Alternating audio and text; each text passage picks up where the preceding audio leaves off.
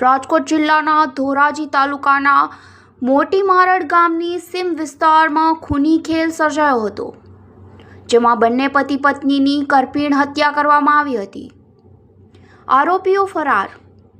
ધોરાજી તાલુકાના મોટી મારડ ગામની સીમમાં રમેશભાઈ ભૂતની વાડી અને સીમ વિસ્તાર ઓરડી પાસે જ મોડી રાત્રે ખૂની ખેલ સર્જાયો હતો, જેમાં પરપ્રાંતીય મજૂર પત્ની દુર્ગાબેન પરમાર અને તેમના પતિ રોહિતભાઈ થોડા દિવસો અગાઉ આ વાડીમાં આવ્યા હતા અને થોડા સમય પહેલાં જ લગ્ન થયેલા હતા. અને આજે મોડી રાત્રે સવારે જ કે લોકોની કોઈએ તીક્ષ્ણ હથિયાર વડે માથામાં મારીને કરપીણ હત્યા કરવામાં આવી હતી.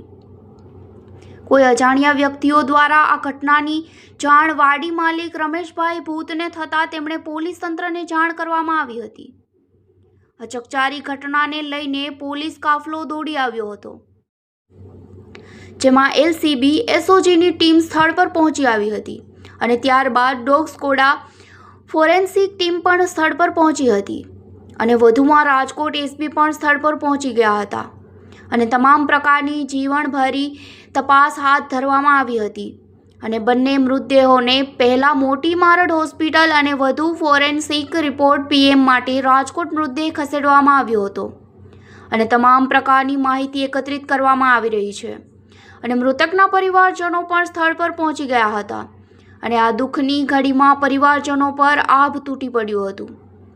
હોલ આ ઘટનાને જોતા આવું સુમસાન વિસ્તારમાં કોઈ અજાણ્યા શખ્સ કાં તો લૂંટના ઈરાદે હત્યાને અંજામ આપ્યો હતો, તેમજ કોઈ જાણકાર અને અંગત સગા સંબંધીને કોઈ વેર ભાવનાને લઈને હત્યા કરી હોય તેવું અનુમાન લગાવી રહ્યું છે.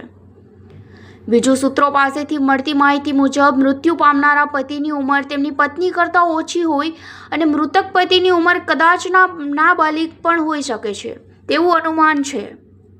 હાલ તો સાચી હકીકત તો પોલીસ તંત્ર દ્વારા યોગ્ય તપાસ કર્યા બાદ જ હકીકત બહાર પડશે. પત્રકાર રાજુ બગડાની સાથે નરેશ પટની, ડીજી ન્યૂઝ, ધોરાજી. ભાઈ ભૂત શું ઘટના બની છે? શું ઘટના બની એ ખબર નથી. કાલ સવારે હું 11 વાગે અહીંથી વયો ગયો છું. સાંજે એ છોકરીના ફોનમાંથી 6, 6:30 વાગે મારા બીજી વાડીના ભાગ્યાવાળાએ મને ફોન કરેલો કે અહીંયા પાવર કપાઈ ગયો છે, આપણી વાડીએ ટીસીમાં છેડો બરી ગયો છે. એટલે એના માટે મને ફોન આ છોકરીના મોબાઈલમાંથી મારા બીજા ભાગ્યાવાળાએ મને કરેલો. આ ઘટના ક્યાં બની છે? ક્યાં વિસ્તારની છે? આ મોટી મરણની વીડી વિસ્તાર કહેવાય, ત્યાં બનેલી છે. તમારી વાડીનું નામ શું છે? મારી વાડીનું નામ કાંઈ ના હોય. મારી વાડીનું નામ રમેશભાઈ ગોવિંદભાઈ ભૂતની વાડી. કેમ ખબર પડી? હું સવારે આવ્યો ને મેં જોયું કે એક ખાટલા ઉપર સુતેલ છે, એક નીચે છે, ને બેયના મોઢા માથા અને મોઢાના ભાગે ઘણું લોહી દેખાયેલું. લોહીના નિશાન એક સીડી પાસે છે, બીજે ક્યાંય મેં જોયા નથી. તમે કેને જાણ કરી? મેં મારા અહીંયા જીજાજી બાજુમાં વાવે છે ભાગ્યા, એને કરી. આજુબાજુના બે ખેતરવાળાઓને જાણ કરી અને પછી પોલીસને જાણ કરી. મૃતકના નામો મળશે?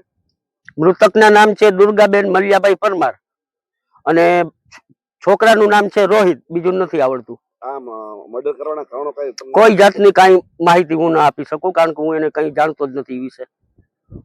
તમારું નામ અને વિસ્તારમાં જે ઘટના બની એને લઈને શું કહેશો? મારું નામ શર્મિલાબેન જમનભાઈ ચાવડા, મોટી મારડ ગ્રામ પંચાયત સરપંચ. હાલ અમારે અહીંયા વાડી વિસ્તારમાં ડબલ મર્ડર કેસની ઘટના બનેલી છે, જેને લઈને પોલીસ તંત્ર અને અમે ગામ લોકો તમામ અહીંયા સવારથી જહેમત ઉઠાવી રહ્યા છીએ, તપાસનો આખો માહોલ ચલાવી રહ્યા છીએ. અને જે પરપ્રાંતીય મજૂરો અહીંયા વાડી વિસ્તારમાં રહેતા હતા તેમનું બંનેનું મર્ડર થઈ ગયેલું છે.